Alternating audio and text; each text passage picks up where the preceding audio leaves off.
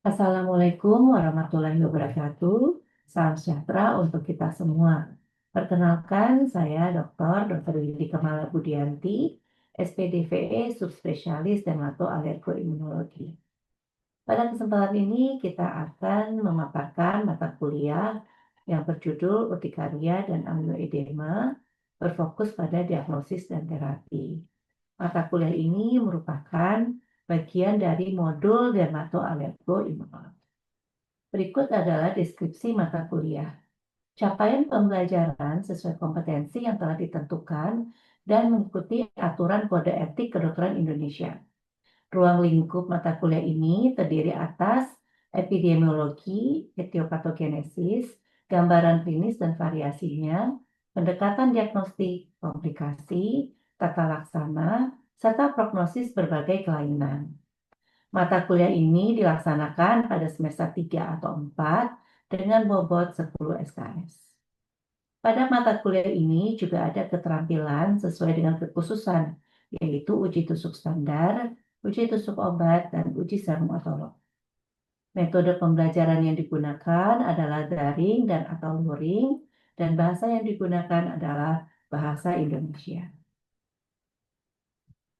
Tujuan pembelajaran pada mata kuliah ini adalah satu, mengenal gejala dan tanda spesifik, sehingga dapat menetapkan diagnosis atau diagnosis banding terkait urtikaria dan angioedema.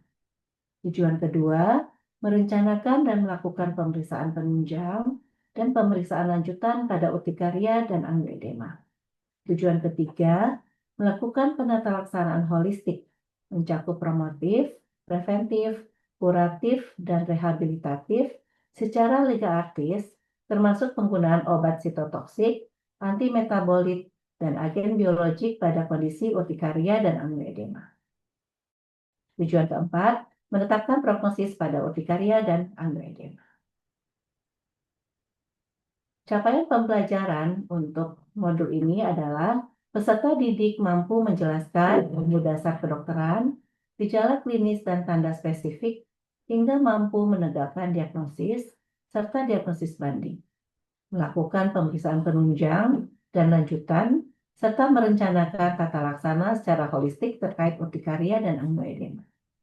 Peserta didik juga diharapkan mampu mengenali permasalahan di masyarakat serta menghubungkannya dengan kondisi penyakit pada bidang dermatologi dan venerologi. Pembelajaran mata kuliah ini akan menggunakan metode DIA, yaitu Delivery, Interaction, dan Assessment. Pada fase delivery, saya akan menyampaikan materi urtikaria dan angioedema yang terdiri atas urtikaria akut, urtikaria kronis, dan angioedema. Pada fase interaction, pembelajaran akan dilakukan secara sinkronus dan asinkronus, yang mana sinkronus terdiri atas diskusi kelompok, case-based learning, praktikum atau praktek klinik, atau pengelolaan kasus dengan pendampingan. Dan untuk yang asinkronus akan menggunakan e-learning, tugas baca, dan collaborative learning. Untuk asesmen ini dibagi penilaian formatif dan juga penilaian sumatif. Pada yang formatif nanti akan ada diskusi kelompok kecil, kemudian juga ada mini CX dan juga ada DOPS. Dan untuk sumatifnya ada ujian tulis, ujian tata laksana kasus, mini CX, observasi berkesinambungan oleh staf pengajar dan juga DOPS. Sehingga total dari bobot evaluasi adalah sebanyak 100%. Baik, mari kita lanjutkan kepada pemaparan mata kuliah urtikaria dan angioedema. Assalamualaikum warahmatullahi wabarakatuh. Selamat pagi para peserta didik yang saat ini stase di Divisi Dermatoalergoimunologi. Pada kesempatan ini kita akan belajar dan berdiskusi terkait dengan salah satu mata kuliah yaitu mengenai urtikaria dan angioedema, dan kita akan fokus kepada diagnosis dan juga terapi untuk urtikaria dan angioedema. Kita akan berdiskusi terkait dengan definisi, klasifikasi, manajemen berikut dengan tujuan terapinya, algoritma tata laksananya, dan juga bagaimana kita menilai aktivitas penyakit dan juga untuk menilai respon dari terapi menggunakan urtikaria activity score dan juga CUKOL. Urtikaria adalah suatu kelainan dermatologis yang cukup sering kita temukan ya, ditandai dengan munculnya bentol atau bintik gatal yang biasanya muncul tiba-tiba, dapat disertai atau tidak dengan angioedema. Jadi memang ada pembagian klasifikasi terkait EAKI, Galen, Euroguiderm, dan juga Apache ya. Ini yang sudah dianut secara internasional ya. Jadi tapi ini khusus untuk urtikaria kronik ya. Karena kita tahu ada yang namanya urtikaria akut yang kurang dari 6 minggu ya, tadi udah disampaikan, dan juga ada yang lebih dari 6 minggu onsetnya yaitu urtikaria kronik. Nah, biasanya kenapa yang urtikaria akut tidak ada pembagian khusus ya? Karena biasanya pencetusnya juga tidak begitu kompleks ya, berbeda dengan urtikaria kronik ya. Jadi yang untuk urtikaria kronik ada pembagian khusus ya. Jadi kalau dilihat dari tadi definisinya ya, jadi adalah urtikaria yang timbul mendadak lebih dari 6 minggu dapat disertai dengan adanya angioedema atau tidak. Nah, tapi biasanya lebih dari 6 minggu ya, tetapi harus diperhatikan juga frekuensinya. Jadi harus cukup sering ya, bisa hampir setiap hari atau mungkin 2 sampai 3 kali dalam 1 minggu ya. Nah, kemudian urtikaria kronik ini dibagi dua, yaitu urtikaria kronik spontan ya, di mana tidak bisa diidentifikasi apa pencetusnya gitu ya. Dan ini di sini termasuk juga yang tipe yang autoimun atau karena infeksi ya, atau penyebab yang tidak diketahui atau idiopatik. Nah, kemudian ada juga yang chronic inducible urtikaria atau CINDU. Nah, ini biasanya kita tahu nih pencetusnya. Jadi kita tahu bahwa hal yang paling sering bikin pasien urtikaria itu terganggu adalah rasa gatalnya dan juga karena onsetnya bisa timbul mendadak gitu ya. Jadi itu yang nggak tahu tiba-tiba dia lagi ada pertemuan, lagi ada acara penting ya, tiba-tiba muncul ini urtikarianya. Makanya dia bisa memberi dampak yang negatif terhadap kualitas hidupnya ya. Dan ini bisa berdampak pada aktivitas sehari-hari ya, pada saat dia pemilihan makanan, justru pada saat dia tidur pun bisa terganggu. Bila kita bandingkan dengan penyakit yang lain ya, yang mungkin lebih kelihatan ya, seperti vitiligo, psoriasis, acne ya, atau misalnya yang lainnya ya seperti kusta, dermatomyositis, dermatitis atopik ya, itu ternyata CSU itu atau urtikaria kronik itu cukup berat gitu ya, dampak terhadap quality of life-nya. Dikatakan itu lebih parah daripada pemphigus ya, dan juga lebih parah dari dermatitis atopik atau rosacea atau dermatitis kontak ya. Ternyata memang sangat besar dampak dari urtikaria itu dari hal kualitas hidupnya. Ini salah satu klasifikasi tadi mungkin kita udah bicarakan ya, ini mungkin lebih simpel ya kita lihat ya. Nah, kemudian ini adalah beberapa perbedaan ya antara urtikaria akut, urtikaria kronik spontan, dan juga urtikaria kronik inducible atau CINDU ya, berdasarkan durasinya. Jadi kita udah bicarakan ya. Kemudian terkait dengan prevalensinya ya, urtikaria akut itu lebih sering ya. Dan juga biasanya remisi dalam 1 tahun pertama itu juga lebih sering pada urtikaria akut dibandingkan yang lain ya. Walaupun mungkin ada beberapa pasien yang memang karena dia namanya juga urtikaria kronik ya, itu bisa sering sekali mengalami rekuren. Nah, untuk faktor resikonya biasanya memang ada riwayat alergi ya pada urtikaria akut. Tapi mungkin misalnya dalam satu keluarga belum tentu alerginya juga sama ya. Kemudian kalau yang CSU mungkin paling sering terkait dengan autoimunnya adalah penyakit terkait dengan tiroid ya. Kemudian kalau CINDU tentunya tadi dengan lingkungan ya. Nah, triggernya tadi urtikaria akut bisa macam-macam, tapi kalau CSU bisa juga karena tadi obat-obatan, stres, makanan ya. Itu dikatakan menjadi faktor pencetusnya aja, tapi mungkin ini juga tidak terlalu sering juga ya gitu ya kita bilang. Oke, kemudian untuk patogenesisnya biasanya sih ini ditulisnya unknown ya, tapi kita tahu biasanya lewat reaksi hipersensitivitas tipe 1 sih yang paling seringnya allergic reaction ya, atau inhibition dari COX-1 ya. Kemudian kalau CSU paling sering ya autoimun ya, atau ada infiltrasi sel atau autoinflamasi ya, kita juga bisa, atau aktivasi dari koagulasi atau kita bilang hiperkoagulasi ya. Dan kalau cindu yaitu tergantung dari subtipenya yang mana ya. Oke, baik.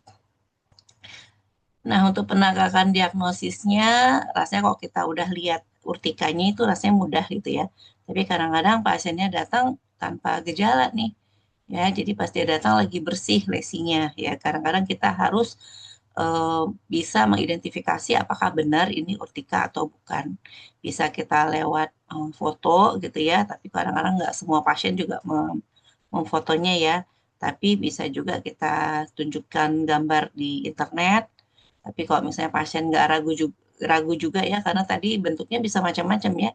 Jadi prinsipnya adalah pada saat kita anamnesis, kita harus tahu bahwa ini bentolnya memang hilang dalam 24 jam. Itu yang paling penting ya.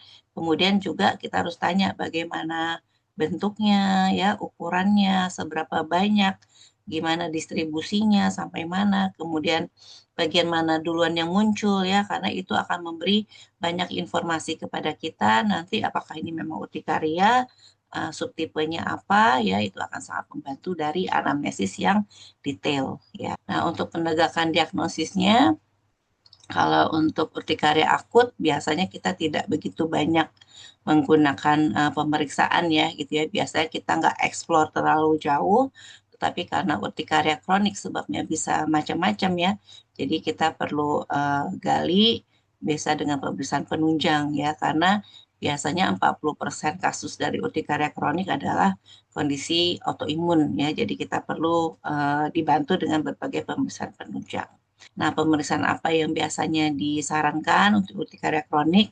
Biasa kita cek serum total IgE ya, kemudian anti TPO, kemudian kita cek CRP ya, kemudian LED, kemudian darah lengkap ya, kita cek.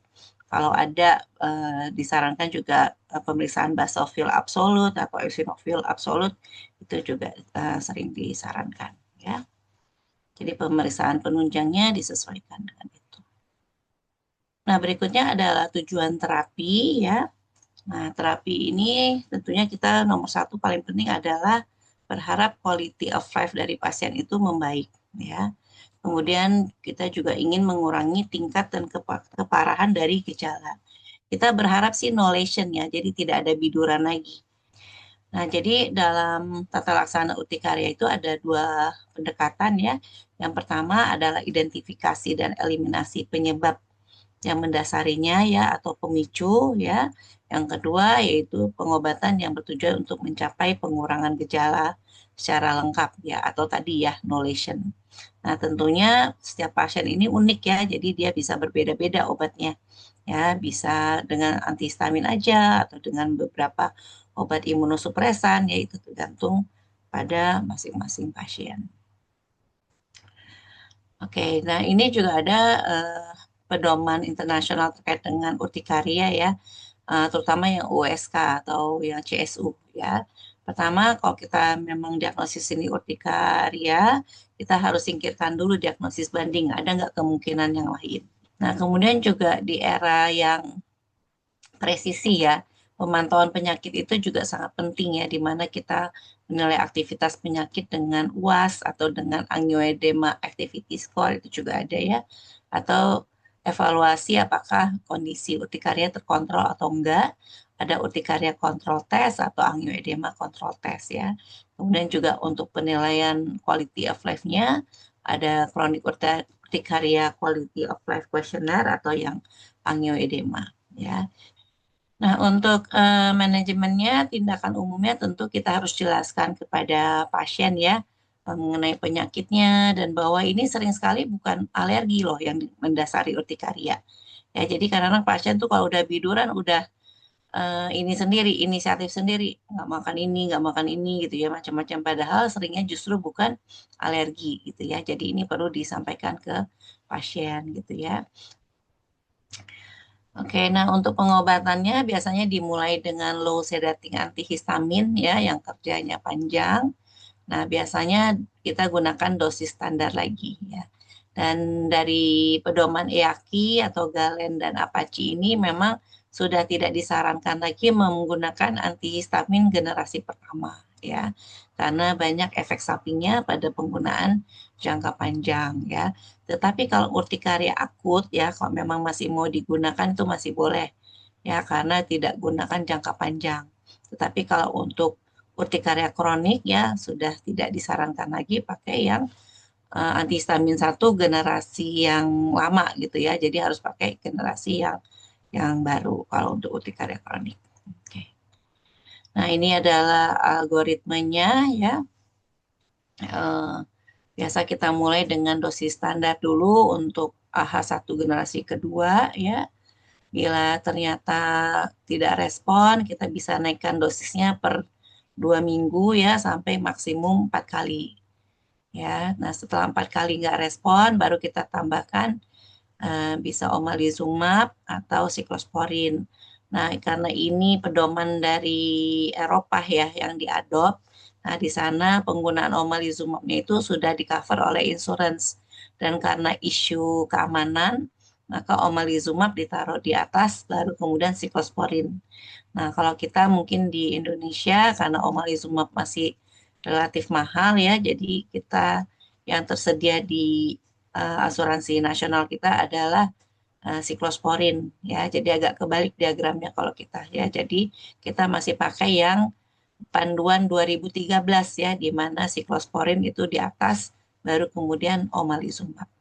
Oke, baik. Nah, tapi kadang-kadang sudah dinaikin dosis ya, tidak respon juga tuh sampai 4 kali. Kadang-kadang udah kasih omalizumab, udah kasih siklosporin, tetap bentolnya muncul tuh no lesion. Kira-kira kenapa ya? Mungkin patogenesisnya ada yang tidak berkaitan dengan histamin, dok. Bagaimana? Mungkin patogenesisnya mendapat berkaitan dengan mediator inflamatif lain, dok. Misalnya neuropeptidase, dok. Atau mungkin yang lain. Mohon arahannya, dok. Oke, ya, baik. Ada lagi mungkin yang mau berpendapat? Mungkin karena patofisiologinya juga tadi yang seperti disebutkan Dokter Windy, ada yang autoimun dan sebagainya. Jadi dengan terapi standar seperti antihistamin saja tidak cukup responsnya, dokter. Mohon arahannya, dokter. Ya, oke ya. Jadi kalau kita lihat ya, jadi untuk urtikaria ini memang sel efektor utamanya adalah sel mast ya. Nah, kalau kita lihat dari reaksi hipersensitivitas tipe 1 yang mana didominasi oleh antibodinya IgE ya, dia akan menempel pada Fc epsilon Ri yang ada di sel mast. Nah, begitu sel mastnya teraktivasi, dia akan mengalami degranulasi, mengeluarkan beberapa mediator. Memang yang paling sering adalah histamin. Kalau yang teraktivasinya adalah reseptor Fc epsilon Ri.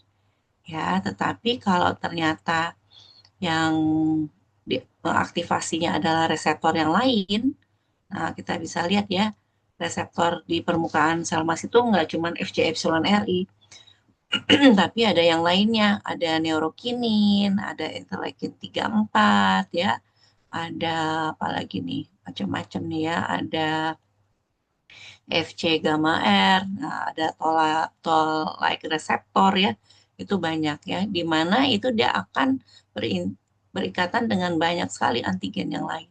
Sehingga mediator yang dominan pun akan berbeda nanti yang keluar. Walaupun nanti fenotipnya atau manifestasinya akan sama aja sih, biduran-biduran juga ya. Ada wheel, eritema, ada pleuritus, ada infiltrat karena rekrutmen dari sel radang. Ya, tetapi ternyata mediatornya berbeda. Baik, kita lanjutkan. Nah, ini adalah beberapa dosis obat-obatan ya. Ini saya mau memperlihatkan ke efek sampingnya ya. efek samping obat antihistamin kan yang paling sering adalah rasa ngantuk ya. Jadi kita lihat perbandingan dari beberapa obat antihistamin ya, yang berani mengklaim non-sedating adalah Bilastin, Olopatadin, dan juga Fexofenadine yang 60 mg. Nah, yang sering kita pakai apa? Cetirizine ya. Nah, ternyata pada cetirizine itu masih sering tuh orang ngantuk juga gitu ya. Nah, kita juga perlu memperhatikan beberapa kondisi ya. Tadi yang saya sebutkan ya, ternyata antihistamin itu walaupun dia spektrum amannya cukup luas ya, tetapi ada kondisi-kondisi atau populasi yang perlu kita perhatikan ya. Nah, kemudian juga ada interaksi obatnya gimana. Kalau yang cetirizine itu tidak begitu banyak gitu ya. Kalau loratadin hati-hati dengan obat yang metabolismenya pakai sitokrom 3A4 atau sitokrom 2D6 itu ternyata itu berinteraksi.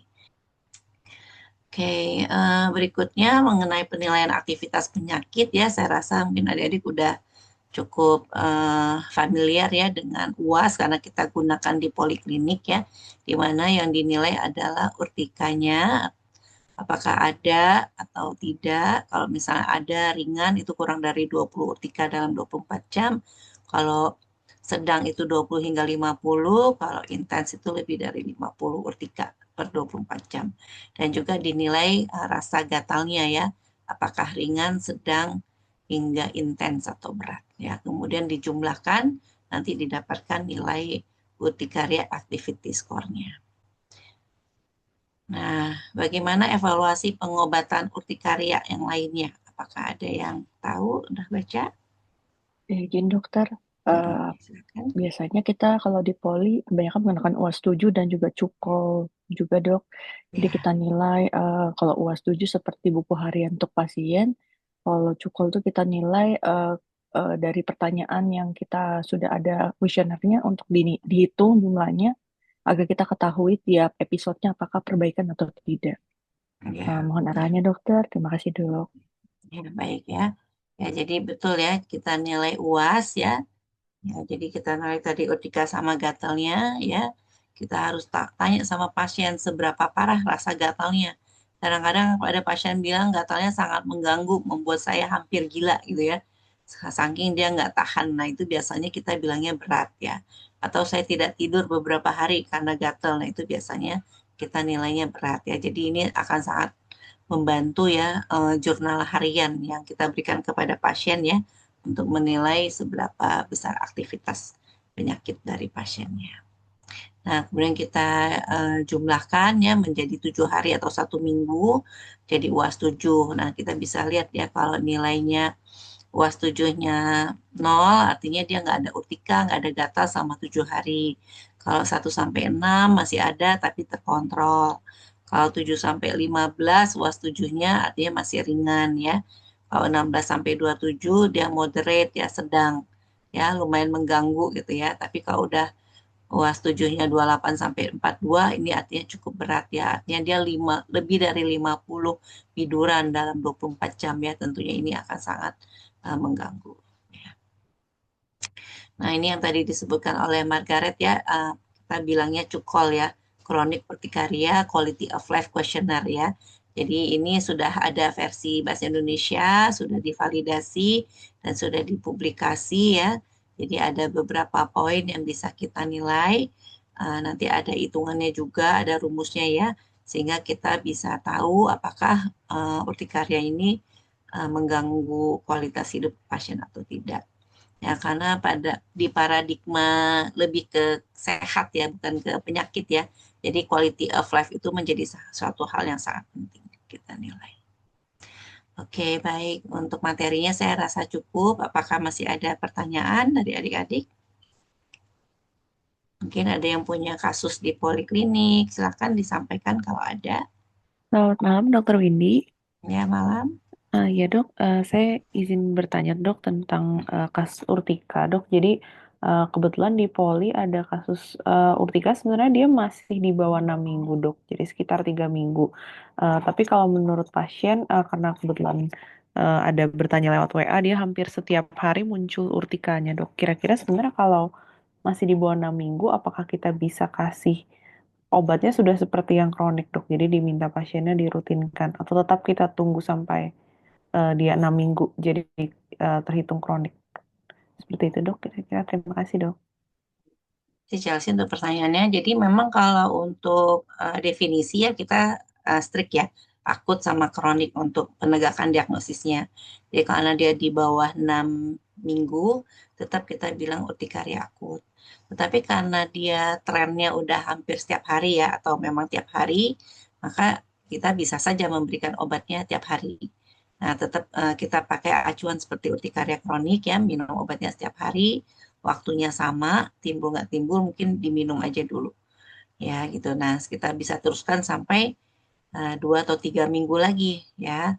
Atau misalnya kita mau coba 2 minggu dulu. 2 minggu dulu, terus kita stop 1 minggu. Kalau memang sudah hilang ya udah hilang. Mungkin memang ada penyebab infeksi yang mencetuskan.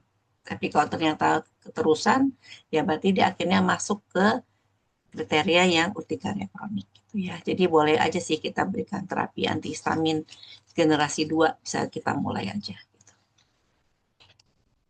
Baik dokter, terima kasih dokter. Iya, baik. Apakah ada lagi?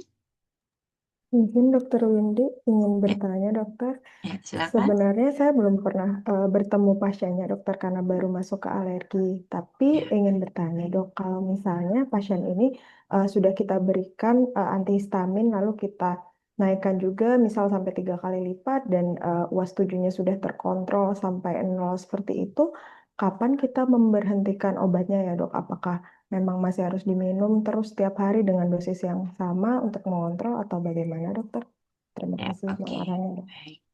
Baik, mungkin kita tanya ke temannya dulu nih, mungkin gimana kira-kira kalau di poli. Kalau misalnya dia udah terkontrol, UAS 7-nya mungkin udah 0 ya, quality of life-nya juga bagus. Kira-kira apakah kita langsung stop atau baiknya bagaimana? Mungkin ada pendapat? Izin mungkin dapat mulai step down terlebih dahulu, dok. Diturunkan Hmm, perlahan, step down, sekaligus bersamaan dengan evaluasi hasil cukol dan UAS 7 secara berkala. Kemudian juga harus dipastikan juga, dok, untuk screening tadi penyebab-penyebabnya apakah sudah diselesaikan atau belum, dok. ya, ya. Jadi kita bisa mulai step down ya, tapi step down-nya itu mungkin nggak ada aturannya ya, artnya tuh di situ ya, karena kita sesuaikan dengan kondisi pasien. Nah, kalau memang pasiennya riwayatnya dia udah sampai updosing 4 kali ya, ya mungkin kita nggak bisa langsung hentikan gitu ya. Apalagi kalau kita belum tahu nih pencetusnya apa, belum tahu penyakit yang melatar belakanginya apa ya. Jadi jangan buru-buru dihentikan. Cuman memang step down atau tap down-nya tuh berbeda dengan steroid ya. Kalau steroidnya kan kita menunggu HPA aksisnya aktif lagi gitu ya, karena udah lama di surplus dari luar ya. Tapi kalau antihistamin kan beda ya, tidak ada respon seperti steroid gitu ya. Jadi kita turun naiknya itu berdasarkan kondisi penyakitnya saja atau aktivitas penyakitnya. Ya, itu pertanyaannya baik ya. Itu sering ditanyakan juga bahkan kadang-kadang oleh dokter kulit yang sudah lama tidak kena atau ketemu pasien urtikaria ya. Itu kadang-kadang juga masih bingung tuh step down karena takut ada pasiennya flare lagi atau kambuh gitu ya. Nah, jadi ini penting sekali dipahami. Baik, ada lagi pertanyaan lain? Oke. Bila tidak ada, saya rasa mungkin kita cukupkan ya untuk kuliah pada hari ini ya. Yang paling penting harus diingat bahwa urtikaria itu adalah kompetensi untuk dokter spesialis dermatologi, venerologi, dan estetika ya, terutama untuk yang urtikaria yang kronik gitu ya. Jadi memang ini harus dipahami, apalagi ini termasuk penyakit yang termasuk 10 besar. Ya, cukup sering kita temukan dalam praktek sehari-hari.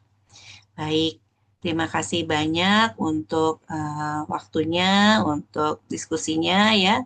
Mudah-mudahan apa yang saya sampaikan hari ini bisa bermanfaat. Dan silakan kalian lanjutkan untuk kerja poliklinik pada hari ini. Terima kasih, saya tutup. Wassalamualaikum warahmatullahi wabarakatuh. Waalaikumsalam warahmatullahi dokter. wabarakatuh. Terima Terima kasih kasih banyak ya Terima kasih Dr. dok. Windy. Terima kasih Terima untuk waktunya kasih dan juga. bimbingannya, dok.